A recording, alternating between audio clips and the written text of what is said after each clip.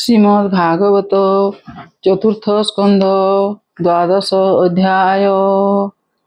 ओम नमः भगवते वासुदेवाय। मैत्रेय उवाच शृण विदुर कृष्ण कथा जने खंडिव भव व्यथा। उत्थान पाद ध्रुव देखी सफला कला बेनी आखि। निज शरीर वृद्ध चाही बांधवे सुहृदय बसाई। स्वभावे अटे महातेजा राजे पुत्र को कले राजा। स्वभावे विष्णु तेज बले भावे नमंती दिगपाले। ए भूमि स्थले जेते राजा ध्रुव चरणे कले पूजा। से शिशु मार प्रजापति तार दुहिता हेमवती। रूपे कमला समसरी विवाहे कन्या ध्रुववरी। अशेष अलंकार शोभा से कन्या ध्रुवे देला विभा। से कन्या गर्भे पुत्र देई कल्पवसर बेनी भाई। तृतीय कन्या हिता नाम रूपे गंजई सूर्य सम। स्वभावे समीरण सुता सुगुणा सुंदरी सुनीता। स्वभावे समीरण सुता सुगुणा सुंदरी सुनीता। तार उदरे ध्रुव बीर्जे पुत्रे जन्मिला महातेजे। उत्कल नामे से कुमार स्वभावे महाजोगेश्वर। ध्रुवर कनिष्ठ उत्तम रूपे भुवने नाही सम। स्वभावे वयसे किशोर विभान कले नृपवर। से एक दिने अश्वे बसी मृगया करे बने पशी। मिलिला कुबेर भुवने ताहाकु देखी गृहजने। बोले रुंधिले युद्ध करी अश्व घेनिले ताकु मारी। ता शुणी ताहार जननी विकले पुत्र कष्ट घेनी। बन नले देह देला पुत्र वियोगे दुखे मला। से कथा शुणी ध्रुव शोके कंपिला मातृभातृ दुखे। जयंत नामे रथे बसी स्वभावे सोहे रूपराशि। शोक नले कोप भरे कठोर धनु धरी करे। कुबेर कानने मिलिला उदंडे शंखनाद कला। जेवने रुद्र अनुचरे बसंती नदी वन घोरे। हेम पर्वत द्रोण मध्ये गृहक दिशंती आनंदे। सेवने बोले पशी ध्रुव उदंडे कला शंखरव। सबद पुरीला आकाशे गृहक गण महारोषे। धाइले नाना शस्त्र धरी चलन्ते कंपे वसुंधरी। गृहक गणे ध्रुवे चाही निजको दंडे गुण देई। आकर्ण पर्यन्ते टाणीन बिंधिले तिनि तिनि बाण। ध्रुवर तीक्ष्ण बाण चले पढ़िला गृहक कपाले। गृहक गण देखी त्रासे रणे भाजिले वन देशे। अद्भुत कर्म देखी तार विष्णु तेजे बलियार। कहती धन्य धन्य वाणी आनन्ते देवलोके शुणी। से वाणी शुणी गृह गणे पुणी मिलिले घोर रणे।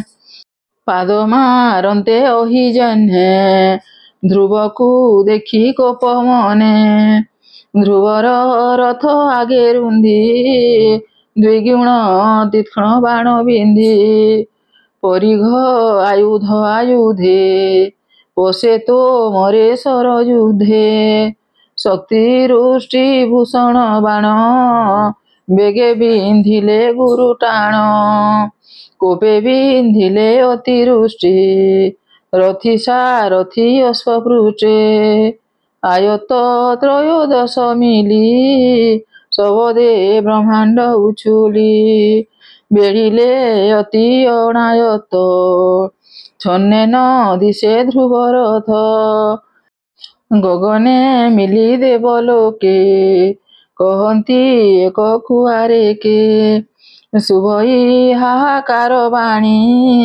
ଦେବେ କହନ୍ତି ତାହା ଶୁଣି ଦେଖ ଏ ମନୁବଂଶ ସୁତ ପ୍ରଚଣ୍ଡେ ଯେସନେ ଆଦିତ୍ୟ ଗୃହକ ସମୁଦ୍ରେ ବୁଡ଼ିଲା ଧ୍ରୁବ ନିଶ୍ଚୟ ନାଶ ଗଲା ଗର୍ଜନ୍ତି ଜାତୁ ଧାନ ଗଣେ ଧ୍ରୁବ ଯେ ତା ଶୁଣି ଶ୍ରବଣେ ସାରଥି ଚାହିଁ ପୁଣ୍ୟ ଦେହା ବୋଇଲା ଊର୍ଦ୍ଧ୍ୱେ ରଥ ବାହା ଶୁଣି ସାରଥି ଅତି ବେଗେ ରଥ ବହିଲା ଶୂନ୍ୟ ମାର୍ଗେ ଅନ୍ଧାର ନାଶି ସୂର୍ଯ୍ୟ ଯେହ୍ନେ ତେମନ୍ତେ ଦିଶଇ ଗଗନେ ଗଗନେ ରହି ମନୁସୂତେ ବାଣ ବରଷେ ଅପ୍ରମିତେ ଗୃହକ ବାଣ ବୃଷ୍ଟି ନାଶେ ନିହାର ଜହ୍ନେ ଚଣ୍ଡ ତ୍ରାସେ ପବନ ଯୋଗେ ମେଘ ଯେହ୍ନେ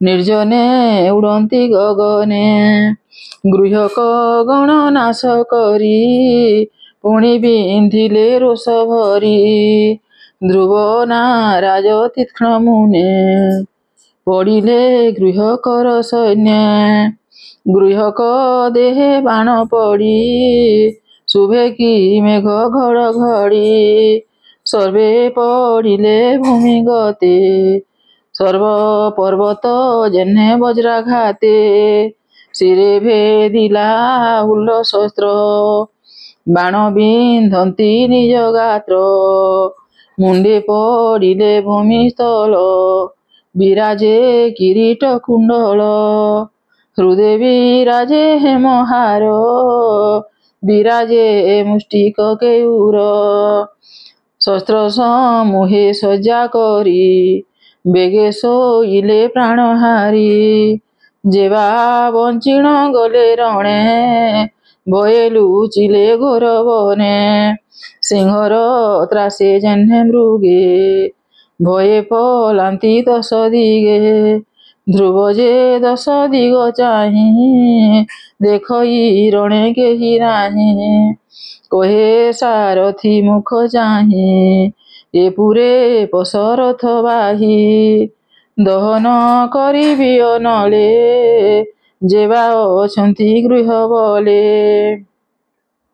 ସର୍ବ ମାରିବି ଭାତୃ ଛଲେ ତୁ ଏବେ ରଥ ବାହା ବଲେ ହେମନ୍ତ ଧ୍ରୁବ ବାକ୍ୟ ଶୁଣି ସାରଥି କହେ ମନେ ଗୁଣି ଗୃହକ ମାୟାର ପ୍ରମାଣେ ହେମନ୍ତ ଘୋର ନାଦ ଶୁଣେ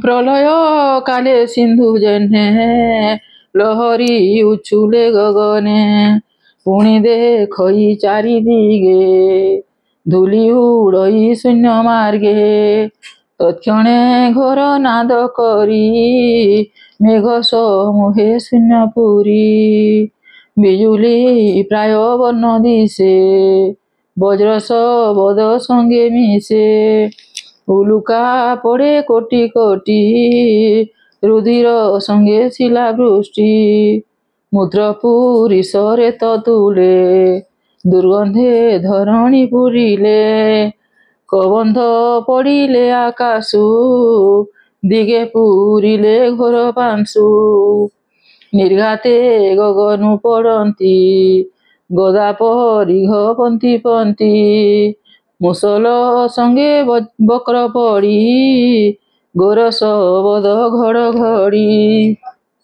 सर्पे धामन्ति फुफु करी अनल प्राय चक्षु धरी गर्जे धामन्ति शुण्ड तोली सिंह शार्दूल संगे मिली तत्क्षणे सिंधु छुलिला लहरी गगने मिलिला भूमि पड़िला महाजले प्रचंड पवने उलले कल्पान्ते घोर नाद जन्हे शबद पुरिला गगने एमन्ते नाना माया करी गृहक संग्राम आवरी मिलिले नाना शस्त्र घेनी शबदे कंपिला मेदिनी ध्रुव उपरे माया करी गृहक सर्जिले आवरी गृहक माया देखिबे गे मुनि मिलिले ध्रुव आगे कल्याण हस्ते अग्रते ही कहन्ति ध्रुव मुख चाहे मुनय उवाच शुण हे उत्थान कुमार तोते प्रसन्न चक्रधर जे हरि भव भय नाशे आमे तो देखिलु तो पासे जे नाम गाई अंतराले मृत्यु तरंती प्राणी हेले से हरि पाद तु सुमर गृहक माया कुसंहर हेमंत मुनि वाक्य बोले रथ तोलिण अंतराले सुजने शुण हरि कथा हरि न सोहे भृत्य व्यथा से हरि नाम हृदय चिंती कहई दास जगन्नाथ इति श्रीमद्भागवत महापुराणे पारमहंस्यां संहितायां 82 चतुर्थस्कन्धे गृहक माया युद्धकरणे नाम 12 अध्यायः।